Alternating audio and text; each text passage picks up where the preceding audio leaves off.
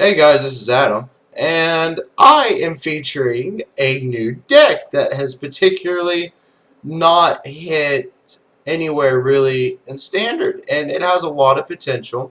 I brewed this myself. I took the deck list from somebody and I reformed it, so it's not a knockoff. This is all me. Anyways, I call this Grixas Reanimator. There's a splash of white, but it is a Grixis shell.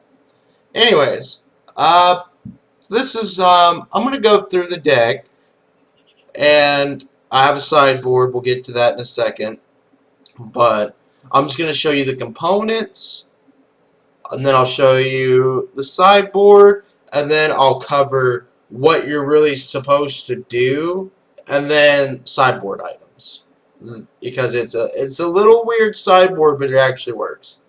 Alright, so you need 4 copies of Combustible Gearhulk.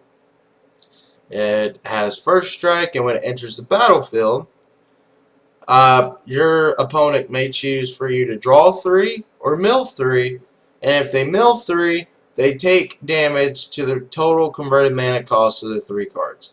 So this is the main card you absolutely want to see. 4 copies of Noxious Gearhulk. When it enters, you blow up a dude, you gain life for their toughness.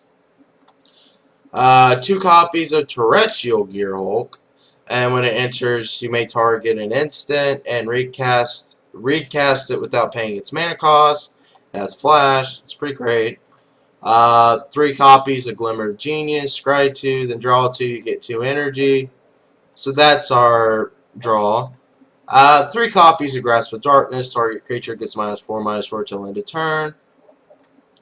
Then we got 4 copies of Evolving Wilds, 2 islands, 3 mountains, 2 Needle Spires, 2 plains, 4 Smoldering Marshes, 3 Sunken Hollows, 4 swamps. It's 24 land, you know. Chandra Torch of Defiance. I'll let you read amongst yourself. I mean, it's kind of a little hard to read, but she's not really needed. I just kind of view it as kind of a fun card.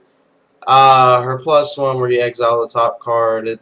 It's really she's only really used for that or the mana. Then we got a copy of Liliana the Last Hope. Okay.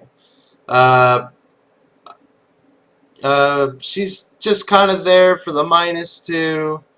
So if we run out of our core pieces, we can just redig for our creatures we threw away. 2 copies of Nahiri the Harbinger. That is a must in the deck. She helps you discard and draw. You exile things, and you can put any artifact or creature from your deck into the battlefield, which is amazing for this deck. Alright, so we got 2 copies of Catharic Reunion as an additional cost. Discard 2 cards, draw 3. So you want to discard the Gearhulks. 3 copies of Ever After. Return up to 2 target creatures from your graveyard to the battlefield. Each of these creatures is a black zombie in addition to its other colors and types. Put Ever After on the bottom of its owner's library. Amazing. We can get back our dudes at any freaking time, and we'll never mill out. 3 copies of Radiant Flames. Radiant Flames deals X damage to each creature where X is the number of colors mana spent. We have 4, so it's easy to get 3. 4 copies of Refurbish. Return target artifact creature from your graveyard to the battlefield. So that's where we can pick up some Gearhulks for 4. Tormenting Voices has an additional cost to cast Tormenting Voice. Discard a card, draw 2.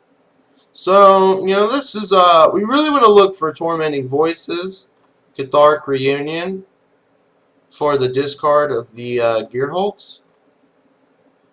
And we can always hard cast them if need be, but you're really going to want to throw them in the graveyard. Okay, now the sideboard. This is a very odd sideboard. but it works. So bear with me. 2 copies of Felidar Guardian. When it enters, exile another permanent that's not a land. So you could blink Combustible to get its effect off again, or Noxious or Terrestrial. So it's an easy dig. So if you're against like mid-range, sideboard that in, go drop a Felidar on Noxious, blow something up, an extra thing up. Pretty good. Ishkanov Graph Widow. There's no green in the deck, but the reason why I use it is so we could Ever After it back. So we can stop aggro, and we can meet Delirium in this deck really easy. So we'll get a whole bunch of spiders, and that's really good to stop the aggro effect. And it sounds like you're like, oh, well, there's no green, and you know, this deck is very, very fast. You'll hardly notice anything. By the time it's in your graveyard, you'll have Ever After. Trust me. 1 copy of Kalidas. He's there for the lifelink, and you can blow things up with Noxious, so you get a zombie, or kill something with Combustible, or Terrestrial, you get a zombie. So, I mean, he's not very, like, needed. I just really like Kalidas. But he does have synergy. 2 Ulamog the Ceaseless Hungers. Yes, we're not going to be hard casting him. But we can Ever After him from our graveyard to the battlefield, and he's indestructible. And when he swings, he mills them 20. It's a very hard card to beat. So that's why he's there. 3 Authority of the Consuls. Creatures your opponents control enter the battlefield tapped. Whenever a creature enters the battlefield under your opponent's control, you gain 1 life. So you gain life. It's good against aggro and the cat combo. That's why it's there. 3 negates, counter target non-creature spell, and 3 unlicensed disintegrations. So because we have the artifacts we need in here, so we'll deal 3 to them, and it's pretty good removal. So yeah, the deck looks clunky, but I mean, turn 1, you got a Gearhulk, a Glimmer, Evolving Wilds, a Needlespire, a Swamp, and let's say Radiant Flames. You know, turn 1, drop Evolving Wilds, crack it, get a, let's say, an island. Okay, you draw into Liliana. Turn 2, drop Needlespire. You end, draw, let's say you get a Sunken Hollow. Okay, well, Torment Voice, throw away the Gearhulk, draw 2, so you get a Swamp, and a Refurbish.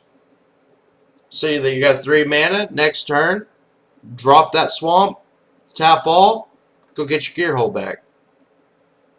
Really easy. You always want a Tormenting Voice or Catharic Union in your hand, and preferably a Gearhulk. There's not a problem hard casting in this deck. It just takes a little bit longer because you don't know what your opponents are playing at the time. So you kind of want to be careful, but the goal is to refurbish or Ever After. It'll take a little bit to Ever After, but by the time you can cast that, you can hard cast anything out of this deck other than Ulamog. But yeah, guys, this is the deck. I brewed this. It's my original. I like it. It kind of gives me the taste of Control, which I'm a big part of. I love Control. So, you know, this deck meets the components of me playing it. Because I have nothing on mid-range. I love mid-range. But I absolutely hate aggro, and this deck just destroys aggro and mid-range if you can get them there. But yeah, guys, this is the deck. Let me know about how you feel about this deck in the comments below. Like the video, much appreciated. I'd love to hear your feedback on this deck. I really like it.